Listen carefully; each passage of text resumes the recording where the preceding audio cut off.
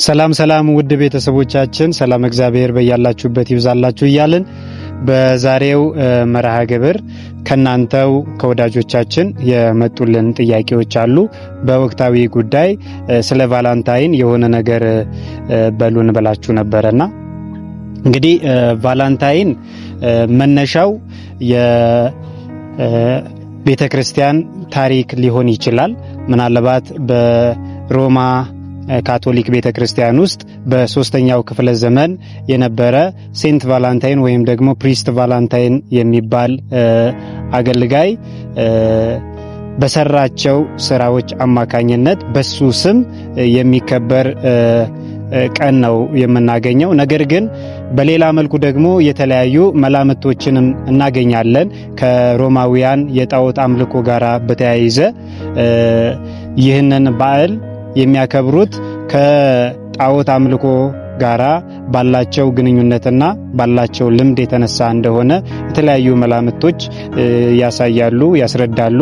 ነገር ግን ሪትን የሆነ የተጻፈ ማስረጃ የምናገኘው በብዛትም በሮማውያን ዘንድ ተቀባይነትና ታማኝነት ያለው በ3ኛው ክፍለ ዘመን በነበረው የሮማ ንጉስ አማካኝነት ክላውዲዮስ ዘሰከንድ የሚባለው ኢምፐረር በሱ ዘመን ለነበሩት ወታደሮች የሰጠው አዋጅ ነበረ።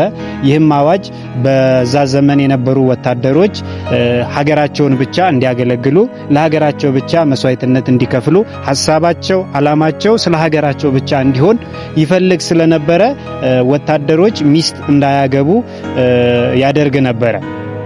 ሚስት ማግባት ይከለከል ነበረ። ነገር ግን ወታደሮችም ሰው ናቸውና ሚስት ማግባት፣ ልጅ መውለድ ይፈልጉ ስለነበረ ወደ ሮማ ካቶሊክ ቤተክርስቲያን አባቶች እየሄዱ የመጽሐፍ ቅዱስን አስተምህሮ ይጠይቁ ነበረ እና እንዲፈቅዱላቸውም ይማጸኗቸው ነበረ።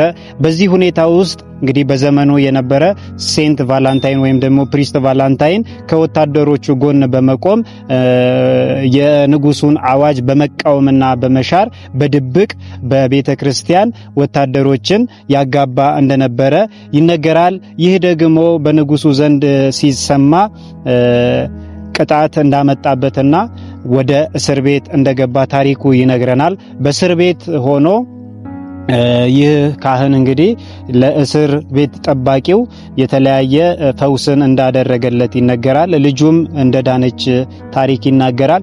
ነገር ግን በ14ኛው ቀን ዛሬ እንግዲህ ብዙዎቻችን እንደምናውቀው ቫላንታይን ዴይ የሚከበረው የካቲት 14 ነው። ይህ ካህንም በድብደባ በመሰቀል የሞተውና ያረፈው በፌብሩዋሪ 14 ስለሆነ ያንን ቀን መነሻ በማድረግ ለፍቅር ብሎ መስዋዕትነት እንደከፈለ በማሰብ ቫላንታይን ዴይ ተብሎ እንደሚከበር ታሪክ ይነግረናል። ይህ ፕሪስት ወይም ደግሞ አገልጋይም ለጥበቃው ኃላፊ ልጅ የተለያየ ደብዳቤ ይልክላት ስለነበረ በዛ ቀን በ14ኛው ቀን የላከላት ደብዳቤም መጨረሻ ላይ ፊርማውን ሲፈርም ዩር ቫላንታይን ብሎ ነበረ የላከላትና ስሙን ሲጽፍ ያንቺው ቫላንታይን የሚለውን ይዘው ብዙ ሰዎች በቫላንታይን ስም ይህ የፍቅር ቀን ሆኖ እንዲታሰብ እንደተደረገ ታሪኮች ይናገራሉ። ነገር ግን በሌላ መልኩም ደግሞ ራሱን የቻለ በሮማውያን ይከበሩ የነበሩ ይታሰቡ የነበሩ ልዩ ልዩ የጣዖት አምልኮ ስርዓቶች ስለነበሩ ከነሱም የተቀዳ እና የተወሰደ ነገር እንደሆነ የሚናገርም ታሪክ አለ ማለት ነው። በአጠቃላይ ነገሩን ስንረዳው መነሻው ምናልባት ከበጎ ነገር ሊሆን ይችላል። ለፍቅር መስዋዕትነት የከፈለውን አባት ለማስታወስ ሊሆን ይችላል። ነገር ግን በእኛ በኢትዮጵያ ኦርቶዶክስ ተዋሕዶ ቤተክርስቲያን ውስጥ ምንም አይነት ትርጉምና ይዘት የለውም ማለት ነው። አንዳንዶች ግን በአሁኑ ሰዓት እንግዲህ ከቤተ ክርስቲያን አስተምህሮ ውጪ ይህንን ቫላንታይን ዴይ መነሻ እና ምክንያት በማድረግ በመጽሐፍ ቅዱስ የማይፈቀድ በቤተ ክርስቲያናችንም የማይፈቀድ ነገር ሲያደርጉ እንመለከታለን። የፍቅር ቀን በሚል ነገር ግን የሚደረገው የሚሰራው ነገር የኃጢያትን ስራ መሰረት ያደረገ ነው። ብዙዎች በዚህ ቀን እንግዲህ ዝሙትን ይፈጽማሉ፣ የማይገባ ኃጢያትን ይሰራሉ። ቤተክርስቲያን ደግሞ ይህንን ትቃወማለች፣ ታወግዛለች። ምክንያቱም እኛ ራሳችንን ለእግዚአብሔር ንጹህ መስዋዕት አድርገን እንድናቀርብ ነው መጽሐፍ ቅዱስ የሚነግረን። ቅዱስ ጳውሎስም ሲናገር በዋጋ ተገዝታችኋል፣ ለራሳችሁ አይደላችሁም ነው የሚለው። ነገር ግን በራሱ አካል ኃጢያት የሚሰራ ሰው ማለት ዝሙት የሚፈጽም ሰው ማለት ነውና ዛሬ ብዙዎች ይህንን ቀን መነሻ በማድረግ በማይገባ ቦታ ላይ ፍቅርን ምክንያት በማድረግ ኃጢያት ሲሰሩ እንመለከታለን። እንግዲህ በኖህ ዘመን ላይ ብዙ ሰዎች ኃጢያት ይሰሩ ነበረ። እግዚአብሔር የንስሐ ዘመን ሲሰጣቸው እንኳን ለመመለስ ፈቃደኛ አልነበሩምና አሁንም በዚህ ዘመን የምናየው እንደዚህ አይነት ነገር ነው። ስጋዊ ነገርን ብቻ ማሰብ፣ ደስታን ብቻ ማሰብ፣ ስጋዊ ፍላጎታችንን ብቻ በማሰብ የሚደረጉ ክንውኖች አሉና እነዚህ ሙሉ ለሙሉ መቅረት አለባቸው። የስጋ ስራ የተገለጠ ነው፣ ይሄውም ዝሙት እርኩሰት ነው ብሎ ቅዱስ ጳውሎስ እንደተናገረው ዛሬ በዚህ ቀን ብዙ ሰው ምንድነው የሚያደርገው?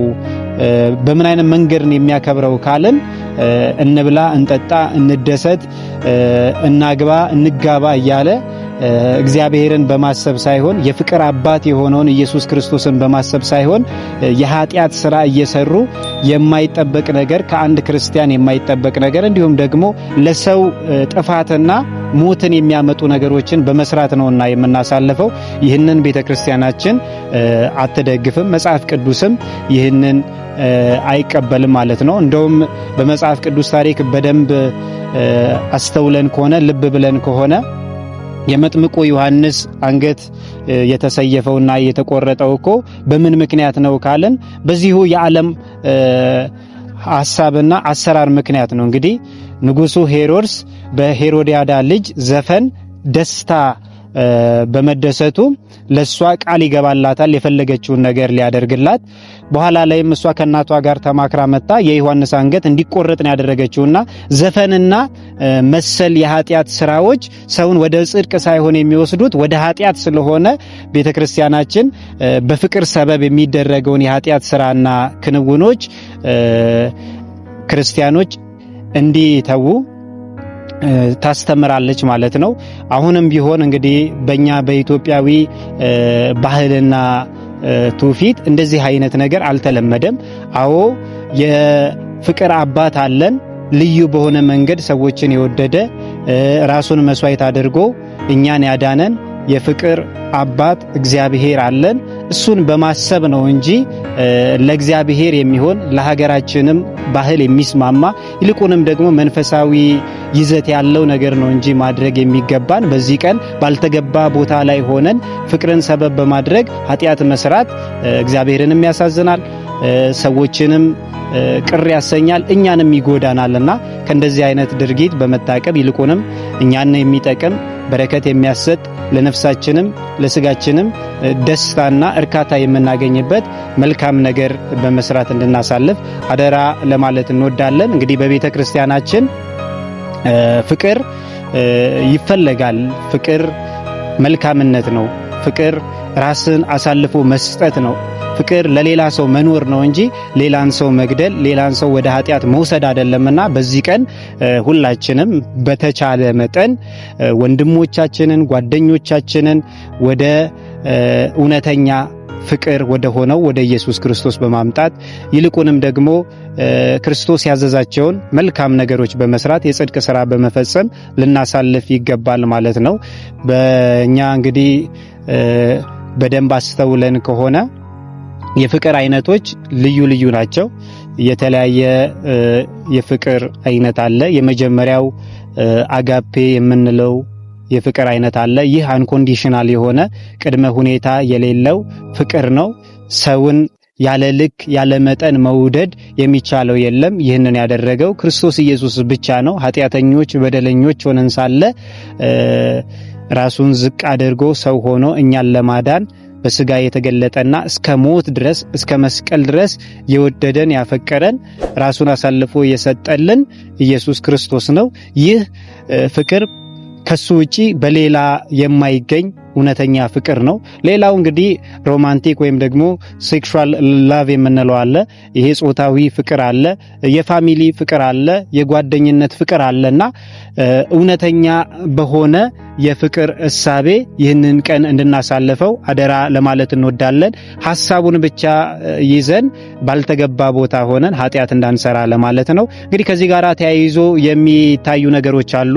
በብዛት ቀይ አበባ፣ ቀይ ልብስ በመልበስ ኢቭን ሬስቶራንቶች እንዲሁም ደግሞ ሆቴሎች በዚህ ቀን ሰውን ለመሳብ ብለው ንግድን በማሰብ የተለየ ነገር በማድረግ ሰዎች እንዲሰናከሉ የሚደረግበትም ሁኔታ ስላለ በእንደዚህ አይነት ቀን በተቻለ መጠን እውነተኛ የሆነ ፍቅርን በማሰብ መልካም ነገር በማድረግ ከዝሙትና ኃጢአት ከሆኑ ነገሮች በመከልከል እንድናሳልፈው አደራ ለማለት እንወዳለን።